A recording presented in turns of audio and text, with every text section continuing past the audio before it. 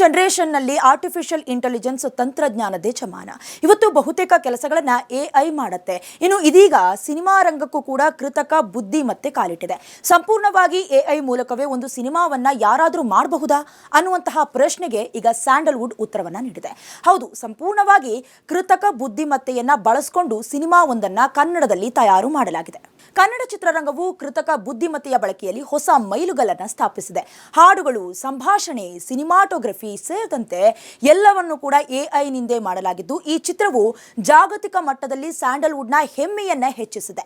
ಸಿನಿಮಾಕ್ಕೆ ಎಐ ಕೆಲಸಕ್ಕಾಗಿ ನೂತನ್ ಎನ್ನುವ ಇಂಜಿನಿಯರ್ ಹಾಗೆ ಸುಂದರ್ ರಾಜ್ ಗುಂಡೂರಾವ್ ಅವರು ಇಡೀ ಪ್ರಾಜೆಕ್ಟ್ನ ನೇತೃತ್ವವನ್ನು ವಹಿಸಿಕೊಂಡಿದ್ದಾರೆ.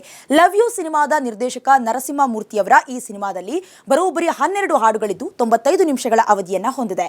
ಸೆನ್ಸಾರ್ ಮಂಡಳಿ ಕೂಡ ಈ ಸಿನಿಮಾವನ್ನ ವೀಕ್ಷಣೆ ಮಾಡಿ U/A ಪ್ರಮಾಣ ಪತ್ರವನ್ನ ಕೂಡ ನೀಡಿದೆ.